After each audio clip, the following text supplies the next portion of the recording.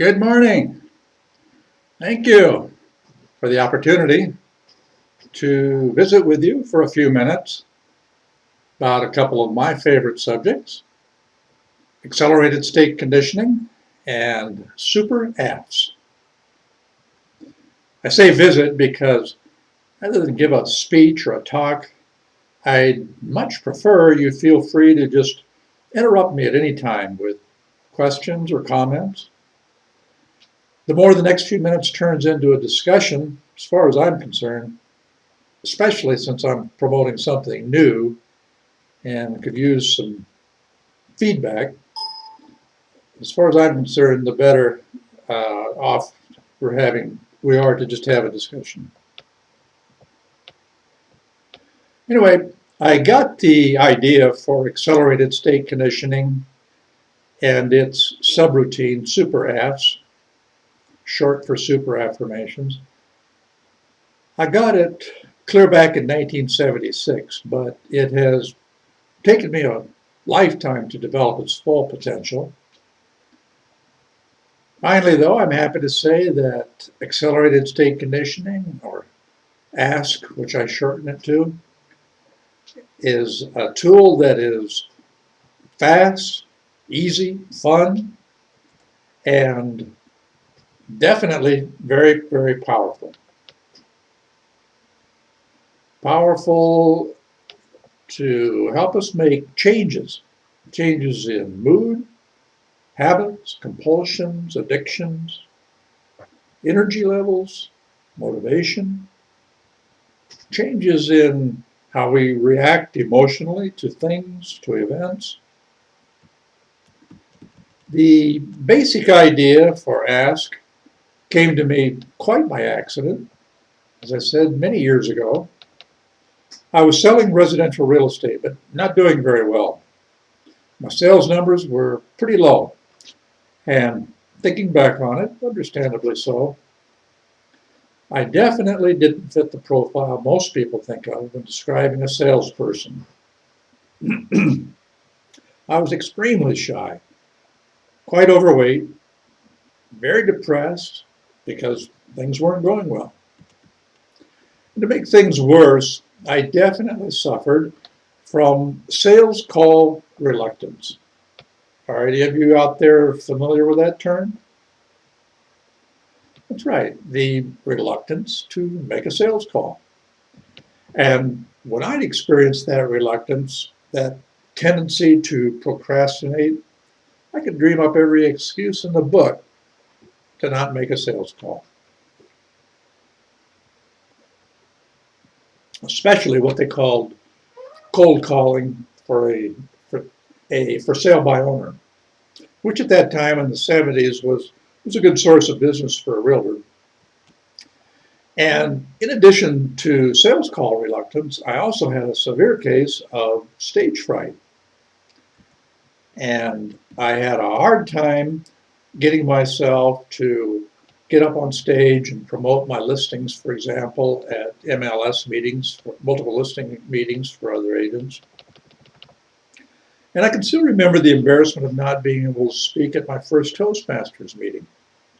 When it came to my turn to speak, I walked up to the podium, opened my mouth, started my speech, and literally froze. I ended up having to sit back down without saying a single word. Getting back to the accidental discovery I spoke of a few minutes ago, I was practicing a listing presentation while alone one evening in my real estate office. Is anyone out there familiar with the term listing presentation? That's right, it's a motivational talk or sales pitch, if you will, designed to impress a prospective home seller with your sales skills and convince them to list their home for sale exclusively with you and your real estate company. Listing properties exclusively in real estate was, and maybe still is, the primary goal of many successful agents because it was usually a guaranteed commission if you took the listing at a fair price. because no matter which agent or company ended up actually bringing in a buyer, you still got paid a commission. Anyway, I was practicing this listing presentation by speaking out loud while looking into a mirror of sorts being formed by the interior office lights reflecting off of the large plate glass windows in the front. And maybe 40 or 50 minutes later, after I'm puffing and trying to act successful, I started to notice some changes in how I was feeling and acting. My voice seemed to be projecting better. I was getting louder, and my voice wasn't cracking as much, not like it does now in old age. My gestures seemed to be more natural, more animated. My eye contact in the mirror felt a lot better. Normally, I didn't care that much for looking at myself in the mirror. But my smile seemed more natural, more spontaneous, less fake or artificial. I was actually feeling like smiling for a change. And it was because I was feeling more cheerful, relaxed, confident, more optimistic. And I was getting excited. I was starting to think, wow, maybe I really can become a better salesperson. Maybe I found a way to change from being an introvert to an extrovert in an hour. Just get in front of a mirror, start smiling and talking out loud.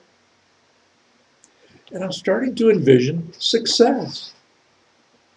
Think back on what I told you, where I was coming from, a place of weakness.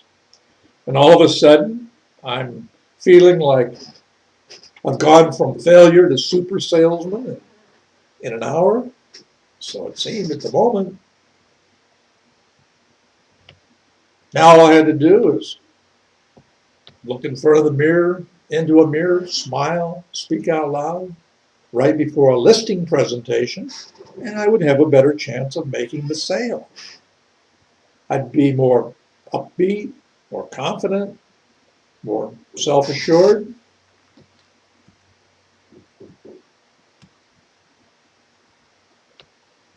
Well, what do you think was happening to me there? Would anyone venture a guess as to why I was feeling and acting so differently? Sure, I was getting high, wasn't I? I was even getting a little grandiose, wouldn't you say? I think I was experiencing what people refer to as a natural high, like a runner's high, or a sales stage performer's high in this case. So to make a long story short, I did start listing more homes for sale after that evening's experience. I did become a better salesperson using this new knowledge and skill. But of course, nowadays, this is nothing new. Many of us are aware of the ability to elevate mood and confidence by pumping ourselves up, by speaking out loud while looking into a mirror and smiling. But this was over 35 years ago. It wasn't that common then. And it was definitely a new experience for me. And of course, more important to me than it was to many who did not experience sales slumps, depression, stage fright, etc. So as I say, things got better. But then sometime down the road, I made another accidental discovery that eventually led to something much more significant. I noticed that during my mood elevating sessions, sometimes I would experience an occasional episode of frisson. Are any of you out there familiar with the word frisson? That's right. Of course, there's more than one form, but I'm referring to the extremely pleasurable physical response that we experience, commonly referred to as chills, cold chills, thrill, rush. When I experience frisson, I usually get goosebumps, gooseflesh. Do any of you here experience frisson? Maybe when you're listening to music? What's been your experience?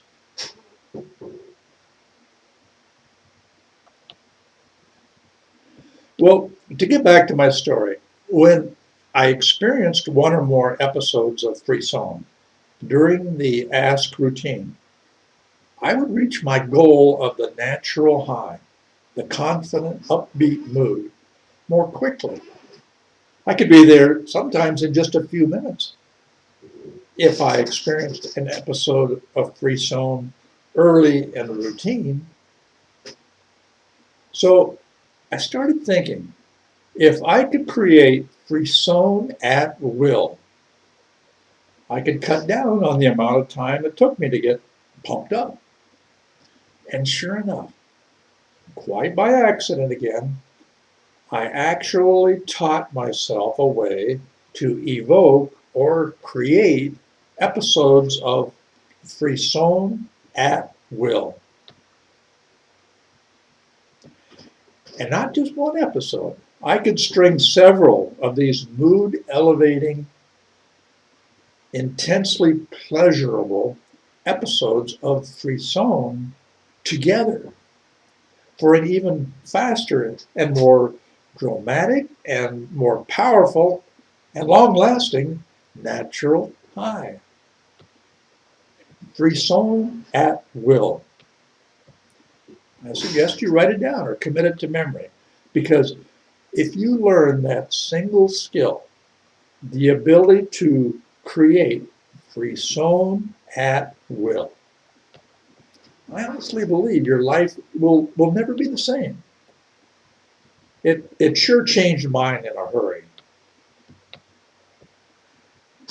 Okay, now I realize some of you may be thinking that not everyone is interested in tools for elevating mood, and I understand that. But I think you'll agree most of us are interested in changing habits. Most of us would like to eliminate some behavior or add something new, especially if it would come about easily and quickly. Well, this is where the second part of the ask routine becomes important. The second part of the subroutine of ask I call super AFs. It's an acronym I made up meaning super affirmations. Although I originally got the idea for ask while practicing a listing presentation, I quickly expanded its uses. For example, I used it anytime I wanted to elevate mood, no matter what the reason. And just the fact that I was frequently depressed years ago was usually reason enough.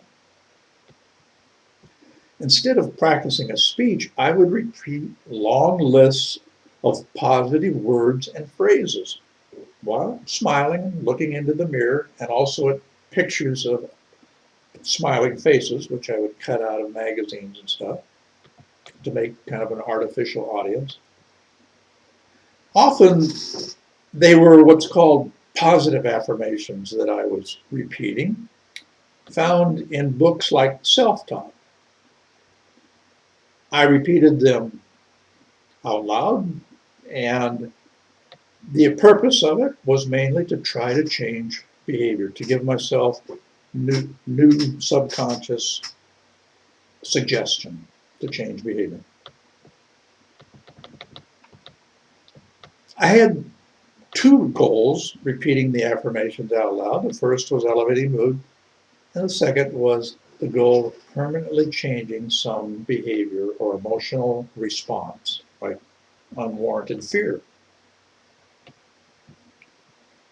Well, I was getting some results over time, and I noticed that some of my affirmations were more effective than others.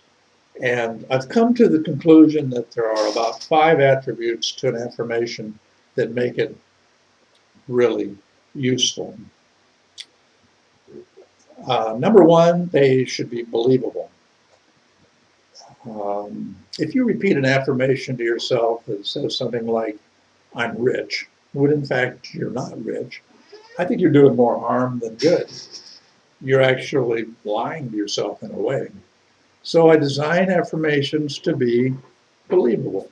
An example of a believable affirmation might be something like, if you have a weight control issue and you're trying to control your weight, you might say something like, I like it when I weigh myself every morning. And I've designed literally hundreds of these affirmations for many different areas of interest to people, and they're all available for free on a website that I've built called superaffs.com.